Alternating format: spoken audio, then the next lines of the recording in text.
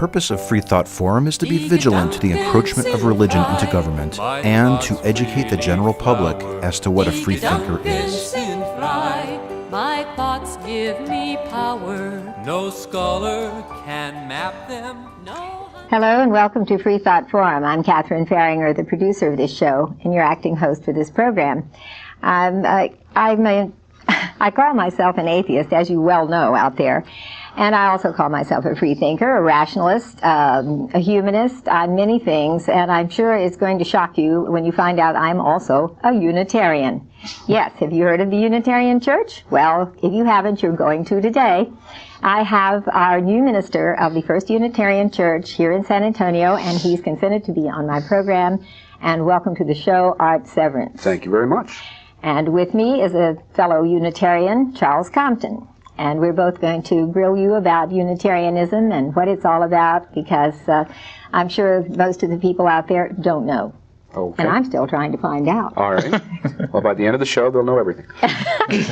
But first of all, let's back up. I want to know about your background. What faith were you when your family, what were you reared in? I was, the first 10 years of my life, lived in a tiny little village in New Hampshire called Hill, and went to the Hill Union Church, which was a combination church between the Baptists and the Congregationalists.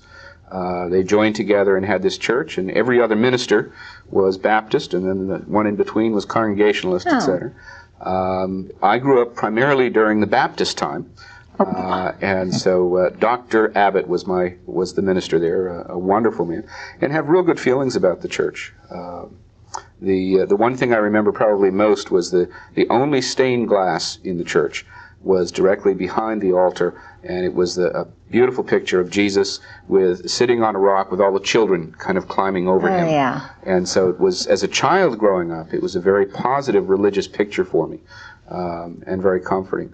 We moved when I was 10 and moved to the small city of Laconia, New Hampshire, which is in the heart of the Lakes region, near Lake Winnipesaukee, and went to the Congregational Church, which merged and became the United Church of Christ, commonly called UCC. And so I was raised in that church. It was a fairly liberal Protestant church, and we started the first the church coffee house program there, and had a dinner theater in the basement of the church, and lots of exciting things when I was growing up. And then the conservative backlash hit in the late 60s, early 70s, because our youth minister grew a beard. And what split a the shocking, church. Yes. What a shocking thing to do. Gracious. So I originally went to college. I went to Ursinus College outside of Philadelphia, Pennsylvania, planning to be a Congregationalist minister. And really had enjoyed the church and the growing up there. But as I went to college in the late 60s, early 70s, and became more and more radical as the church became more and more conservative, we finally parted ways, so to speak. And I was even then becoming what a lot of people call a Unitarian without knowing it. Mm-hmm. And that was that I was reading a lot about Ralph Waldo Emerson, probably our most famous Unitarian, and Henry David Thoreau, and the transcendentalism of the 19th century. Almost all of the writers of the 19th century, like Hawthorne and Melville and others, were Unitarians. And so they really influenced me a lot. And as I studied comparative religion, I became more interested in the wisdom of other religions, and so studied them more. And it really wasn't until much later that I discovered Unitarian Universalism. And when I did, it was really like eureka. Yeah, gosh. I found it. I'm so glad that... We've kept ourselves a secret for too long. Well, this disturbs me a great deal. And I'm going to ask Charles in a minute how he found out about the Unitarian Church, because it is the least publicized. Yes. When it is spoken of, it's in a derogatory kind of looking down my nose, oh, they're Unitarians, that kind of thing. And I got entirely, just from that, from picking up the social messages I was getting, that I never dreamed what it would be like. I never dreamed. That's right. I waited far too long to find it. And I'm really distressed, and it makes me, I'm kind of an evangelist now for Unitarianism. I want to go out and tell everybody about it, and hey, come to church, you'll have a wonderful time. What got you interested in it, and how did you find out about it? Well, I was sort of like Art. I was a Unitarian for years without knowing it. In fact, I belonged to the Episcopal Church, born into it and belonged for many years. And I don't know, I just heard different things about the Unitarian Church, and I finally visited once, and I visited several times before I actually joined the church. But as you say, it's not really publicized very much. And No, and I'm glad I found it. Yes. Well, you belong to our church. I love that. Kill people. I know many. So nice being your minister. Yeah, I know it, isn't it marvelous? And it gives me a little bit now of respectability, I guess. That's right. A church and a minister, those are two good words to hang on to. I was going to say, how long have you been here now? It's about a year, isn't it? Yep. Yeah. You came last March 1st of last year. Ah, it is. It's your anniversary, and I missed it, and I'm sorry about that. But because I'm so infatuated with this church doesn't mean that I'd really be all that crazy about all of them. I understand that some of them are almost like Episcopal churches. Yes. And why is that? Well, because it's a creedless religion. Yeah. In other words, we have under our umbrella we have people who are proud to call themselves atheists. We have people who call themselves theists, and people who call themselves Christians and Buddhists, etc. So we really have a wide spectrum of faith, because we believe that theological diversity is healthy, and that doubt is healthy, and that we're really about a religious search.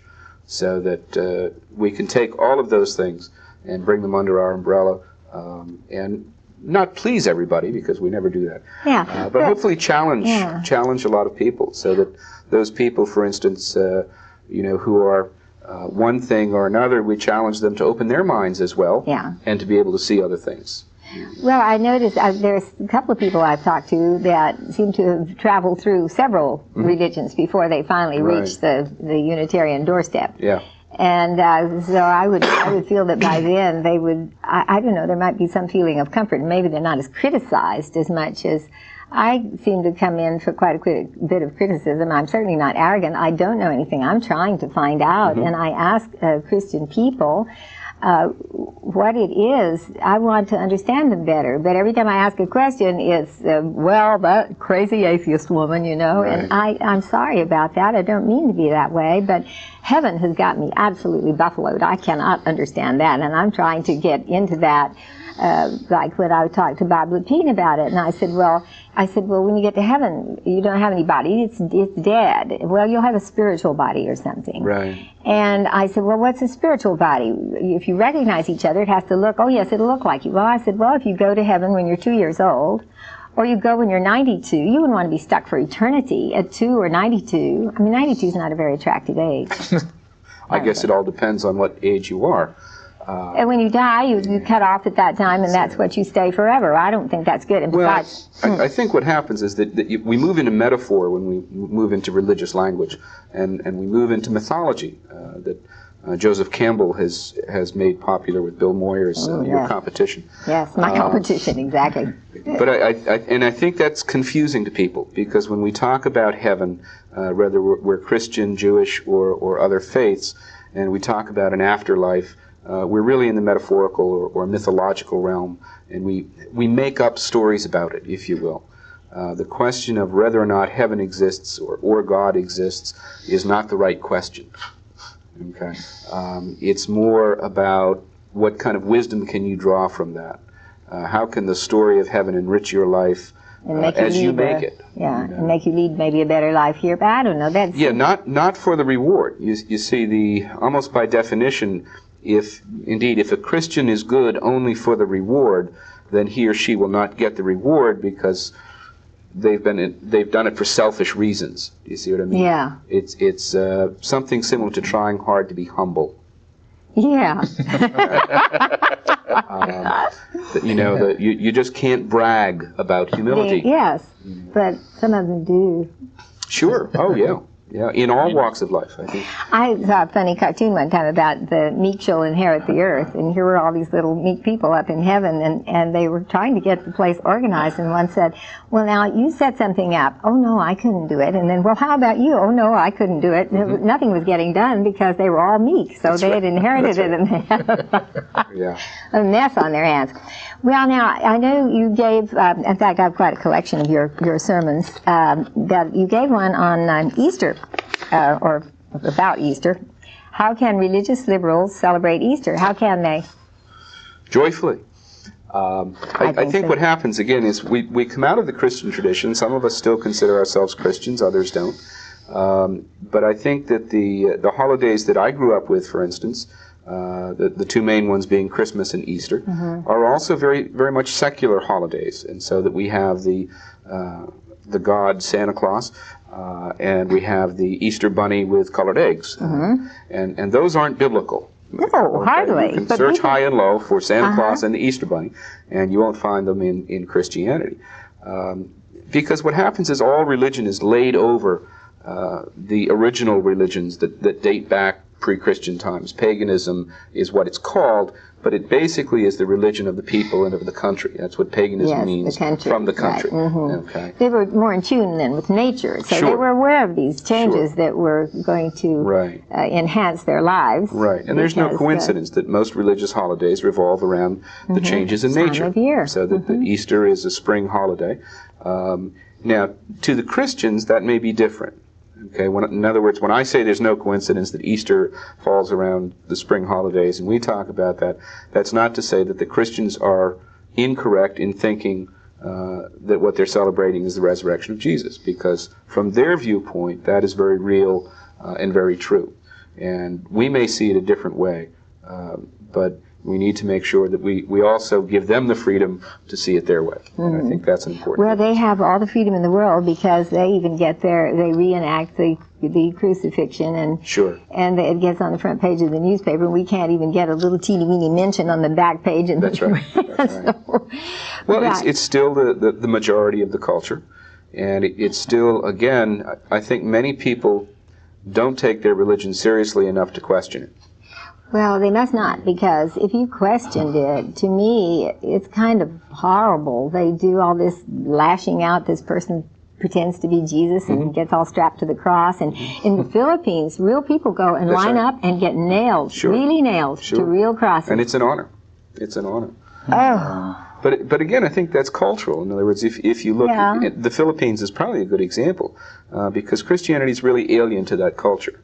And so that if you look at the roots of the Christianity in the Philippines, you'll see a lot of other different types of worship there. The concept of sacrifice, for instance, is a very common theme among all world religions. And so the cross is another way of a sacrifice. And in Christian thinking, that Jesus was sacrificed for our sins. Okay. Again, that's difficult for a lot of us to understand. Because it's almost an alien concept for those people who believe that we are born essentially good. In other words, I don't believe in the concept of original sin. I believe much more that we are born with the potential for good or evil, and what we do is up to us and our environment and our family, etc. Can certainly contribute to that, I'm sure. Well, you said, Charles, that you had some things that you were thinking about. Well, I was going to ask Art if the Christians feel that Easter is the ascension of Christ, then why isn't it the same day every year? Like Christmas is always December 25th. Why is Easter varies? Part of it's difficult to know exactly. Part of it is to coincide with the Jewish holiday of Passover, and Jewish holidays, which Christian holidays were built upon, were all based on the moon. They're so-called lunar holidays. And so they are set by the phases of the moon, not by the day. Okay, so that Easter comes on the first Sunday after the full moon of the spring equinox. I can never remember. I've read that 1,000 times and I've still not been able to. Right. Now, in a sense, that doesn't say anything about that in the Bible. No. So that you have a mixture of sacred text that they go from, and then the tradition of first the Catholic Church, which grew up, and then Protestantism, etc.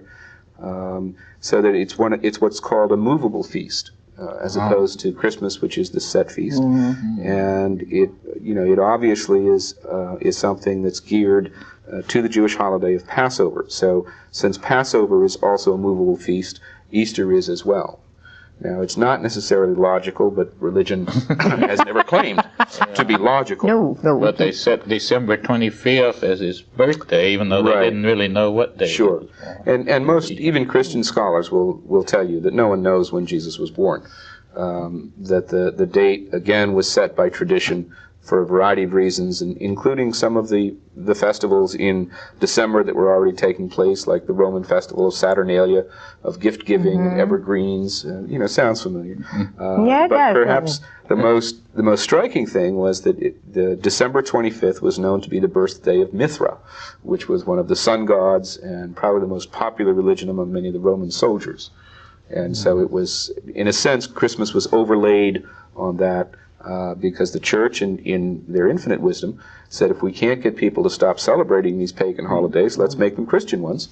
Right. And so we solves the whole thing. That's right. Gets everybody. But what happens is that today, even some 2,000 years later, for instance, many of us celebrate those holidays in our own ways. In other words, even the most secular among us probably celebrate Christmas. Okay. Yeah. Especially if we have love children. it. It's grand. If we were raised Jewish, even non-practicing Jews, we might not, because that's not in our culture. But for the majority of people, I think they still see some celebration there. And the same with Easter. My children look forward to it because they know they're going to get presents. They know there's candy. Yeah. And you think about but you think about how that connects into the process of life. And that springtime should be a time to celebrate and to have a special event. And so I think that's what we do when we look at the reasons for Easter and for Unitarian Universalist ministers on what to preach about on Easter, for instance, is that concept of hope and the fact that a figure like Jesus, does not die metaphorically. Okay, that the message of loving one another goes on forever, even if the person is killed. Even if the person no longer exists. And so it's really a metaphor to look at life and death and all that's in between, so that we can have some hope.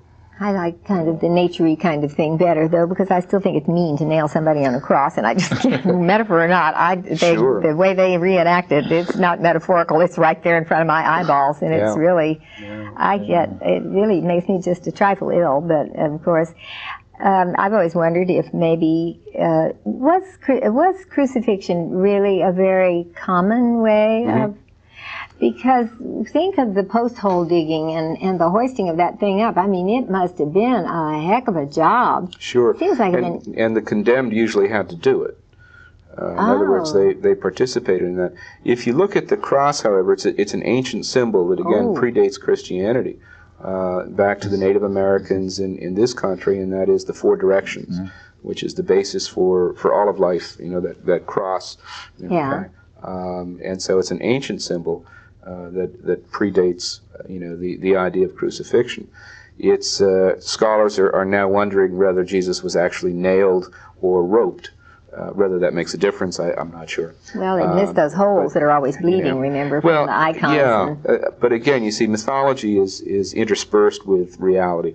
And so the idea of historical Jesus is not the important one to a lot of people. It's what the teachings of Jesus were, whether or not you're Christian. That many of the teachings of Jesus are universal wisdom that all of us could follow and do well following.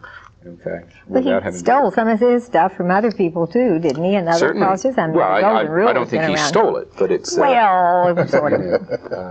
I think it's an example of universal wisdom. It's simply, yes, I was going to say, it's simply a matter of a culture, and this business of Moses bringing down 10 commandments, and then suddenly people are not supposed to kill anymore. Now, come on, you can't live together without coming to some agreement about how we're going to cope in this community. That's right. And we just can't have this random killing, I tell you. We won't have it. And originally, the translation was probably, you're not supposed to kill one of your own tribe. Not just thou shalt not kill. Yes, because right after the commandments, God commanded them to go into Canaan and kill I every know. man, woman, living thing that breathes. Okay. But that was different, you see. That was the promised land, and so that was okay. Yeah, I know. Think of all those little unborn babies, because some of those women are bound to be pregnant. Sure. And that's another thing that bothers me, and I'm going to bring up. That fact that when a baby is a fetus, which isn't a baby, it's a fetus, it's innocent. And don't kill those innocent babies, those people are incessantly saying. And yet, the message they get, that I hear them saying, is that you're born in sin. So the minute that baby is born, there it is. It's sin. It's filled with sin already. What is the sin they keep talking about? Explain sin to me. Once and for all. Sum it up in a half an hour. Sure. Well, I think the difficulty first is the whole concept of whether or not that's God's will or people's will interpreted as God's will. I've always worried about people who claim to know God's will. I think we can, say this is what I think God would want or whatever, but I think there's a difference between that and saying God doesn't want fetuses killed. It seems to me, again, to make sense that we want to praise life as much as we possibly can. I think one of the questions in the abortion issue certainly is, when does life begin? And it's very difficult for me, like you say, to view the fetus as a full life.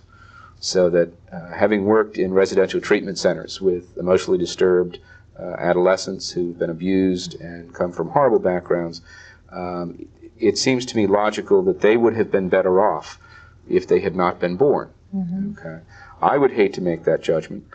On the other hand, being a male, I will never have to worry about making that judgment. Yeah. Okay.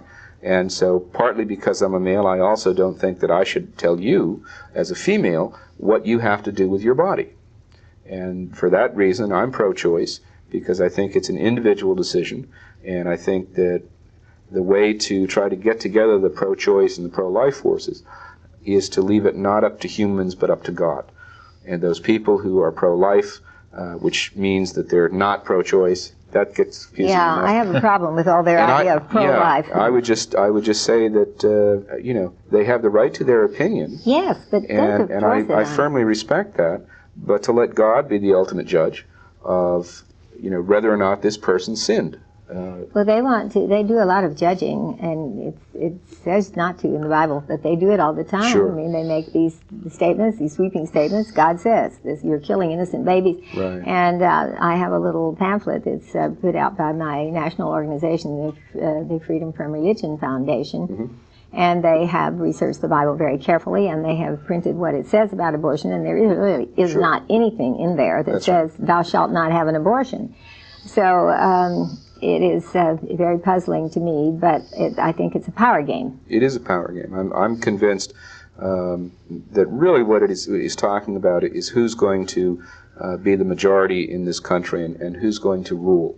Mm-hmm. And I think that with conservative and fundamentalist Christians, there's the idea that freedom has gone out the window, and that this is their thing, not quote God's.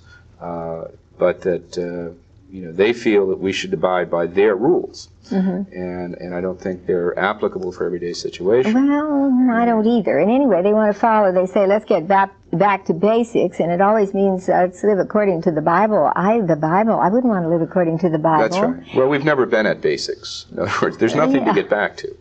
Good. I'm glad to hear you say that. Because what we were at before, in many cases, for a lot of people, was oppression.